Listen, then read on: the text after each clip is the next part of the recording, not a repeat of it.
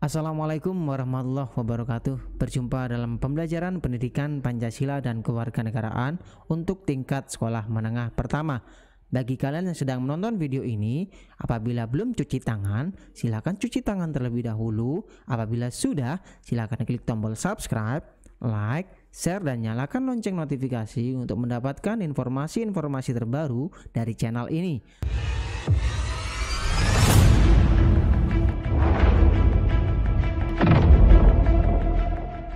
Pada pembelajaran kali ini, kita akan membahas mengenai materi pokok, memahami kedudukan dan fungsi Pancasila. Sebelum pembelajaran ini dimulai, mari kita awali dengan berdoa. Berdoa dimulai.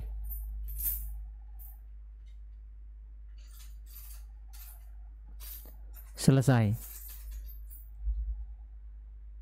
Kita akan membahas mengenai materi pokok, arti, kedudukan, dan fungsi Pancasila. Tetapi sebelum kita membahas mengenai arti, kedudukan, dan fungsi Pancasila, perlu kalian ketahui bahwasannya Pancasila ini sudah ada sejak zaman kerajaan.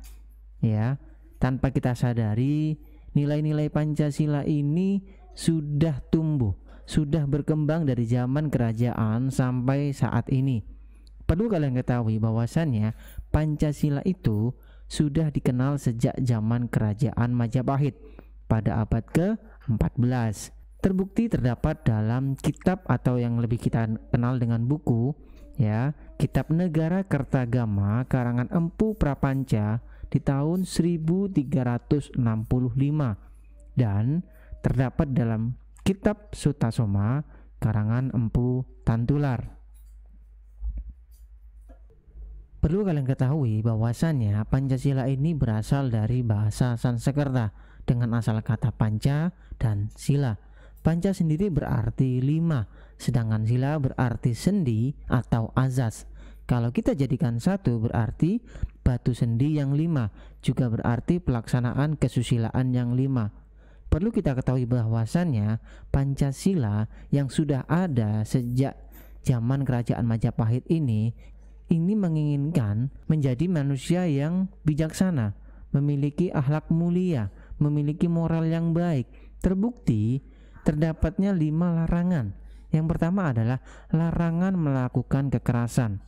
Kalau kita lihat dalam kenyataan hari ini, kekerasan masih ada, baik berupa fisik maupun non fisik.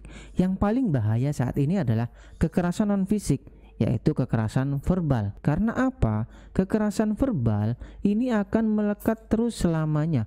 Contoh kasus bullying atau perundungan.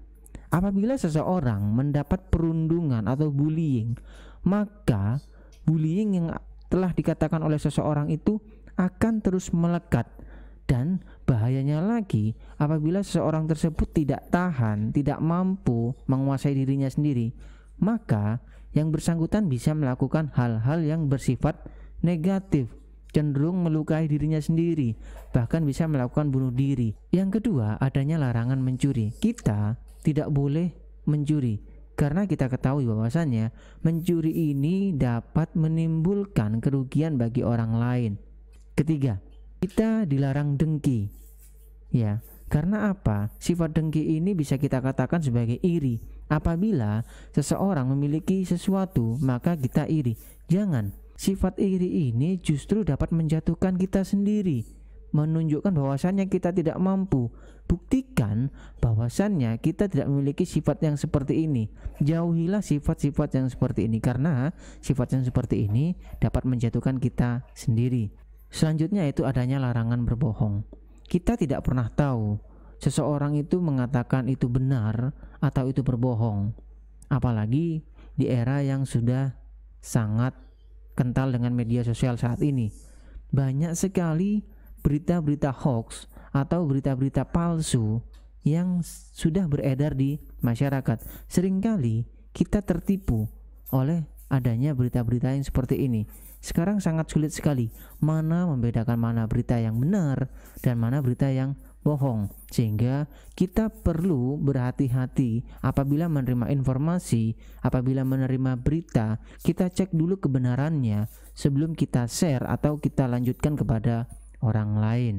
Dan larangan yang terakhir adalah larangan untuk mabuk-mabukan. Kita ketahui bahwasannya kita dilarang untuk mengkonsumsi berbagai jenis minuman yang dapat menimbulkan kerusakan bagi tubuh kita. Contohnya minuman keras. Ini sangat tidak dianjurkan sekali. Karena apa? Dampaknya dapat sangat buruk bagi tubuh kita. Selanjutnya, Pancasila yang kita ketahui saat ini dalam kehidupan kenegaraan pertama kali dikenalkan oleh Insinyur Soekarno pada tanggal 1 Juni 1945 dalam sidang BPU PKI. Perlu kalian ketahui bahwasannya perumusan Pancasila ini sempat dirumuskan oleh 3 tokoh. Yang pertama ada Muhammad Yamin memberikan usulan tentang isi Pancasila pada tanggal 29 Mei 1945. Yang pertama yaitu peri kebangsaan, kedua peri kemanusiaan, ketiga peri ketuhanan, keempat peri kerakyatan, dan yang kelima kesejahteraan rakyat. Kemudian di tanggal 31 Mei 1945 Supomo juga memberikan masukan tentang isi dari Pancasila, antara lain yang pertama persatuan, kedua kekeluargaan, ketiga keseimbangan lahir dan batin, keempat musyawarah, dan yang kelima keadilan rakyat. Dan tentunya rumusan milik Insinyur Soekarno pada tanggal 1 Juni 1945 yang berisi antara lain yang pertama kebangsaan Indonesia, kedua internasionalisme dan peri kemanusiaan, ketiga mufakat atau demokrasi, keempat kesejahteraan sosial, dan yang kelima ketuhanan yang Maha Esa. Akhirnya disepakati bahwasannya Pancasila yang resmi dan sah terdapat dalam pembukaan Undang-Undang Dasar 1945 alinea keempat dan disahkan pada tanggal 18 Agustus 1945 yang kita ketahui isinya antara lain pertama, ketuhanan yang Maha Esa, kedua, kemanusiaan yang adil dan beradab, ketiga, persatuan Indonesia, keempat, kerakyatan yang dipimpin oleh hikmat kebijaksanaan dalam permusyawaratan perwakilan, kelima, keadilan sosial bagi seluruh rakyat Indonesia. Selanjutnya yaitu kedudukan Pancasila dalam negara Republik Indonesia. Antara lain yang pertama, Pancasila sebagai dasar negara, kedua, Pancasila sebagai pandangan hidup, ketiga, Pancasila sebagai ideologi bangsa Indonesia, keempat, Pancasila sebagai jiwa bangsa Indonesia, kelima, Pancasila merupakan sumber dari segala sumber hukum, keenam, Pancasila sebagai kepribadian bangsa Indonesia, ketujuh, Pancasila sebagai cita-cita dan tujuan yang akan dicapai bangsa Indonesia, delapan, Pancasila sebagai perjanjian luhur, dan yang terakhir, Pancasila sebagai falsafah hidup yang mempersatukan bangsa Indonesia. Kita bahas dulu yang pertama, Pancasila sebagai dasar negara. Pancasila sebagai dasar negara merupakan fundamen atau alas yang dijadikan pijakan bagi berdirinya suatu negara. Dan Pancasila ini mampu memberikan kekuatan bagi negara kita. Pancasila merupakan sumber kaidah hukum yang dijadikan dasar yang di dalamnya terdapat antara lain rakyat, pemerintah, dan wilayah. Kedua, Pancasila sebagai pandangan hidup. Pancasila sebagai pandangan hidup merupakan suatu wawasan yang menyeluruh terhadap kehidupan yang terdiri dari kesatuan rangkaian dari nilai-nilai yang luhur. Jadi, Pancasila sebagai pandangan hidup ini berguna sebagai pedoman atau tuntunan yang mengatur hubungan antar sesama manusia, hubungan antara manusia dan Tuhan, hubungan antara manusia dan lingkungan. Ketiga, Pancasila sebagai ideologi bangsa Indonesia. Sebagai ideologi bangsa Indonesia, Pancasila ini pada hakikatnya merupakan hasil perenungan atau pemikiran bangsa Indonesia. Pancasila ini diangkat dari nilai-nilai adat istiadat yang terdapat dalam pandangan hidup masyarakat Indonesia atau Dengan kata lain, Pancasila merupakan bahan yang diangkat dari pandangan hidup masyarakat Indonesia. Keempat, Pancasila sebagai jiwa bangsa Indonesia. Pancasila sebagai jiwa bangsa Indonesia merupakan nilai-nilai kehidupan yang ada di masyarakat Indonesia. Hal tersebut merupakan penjabaran dari nilai-nilai instrumental sebagai acuan hidup yang merupakan cita-cita yang ingin dicapai masyarakat Indonesia. Kelima, Pancasila sebagai sumber dari segala sumber hukum. Pancasila dapat diartikan bahwa segala peraturan perundang-undangan atau hukum yang berlaku atau dijalankan di Indonesia harus berdasarkan pada Pancasila, harus bersumber pada Pancasila, tidak boleh bertentangan dengan nilai-nilai Pancasila. Keenam, Pancasila sebagai kepribadian bangsa Indonesia. Pancasila merupakan kepribadian bangsa Indonesia karena Pancasila lahir bersama dengan lahirnya bangsa Indonesia dan merupakan ciri khas bangsa Indonesia dalam sikap mental maupun tingkah lakunya yang dapat membedakan antara Indonesia dengan negara yang lain. Ketujuh, Pancasila sebagai cita-cita dan tujuan yang akan dicapai bangsa Indonesia.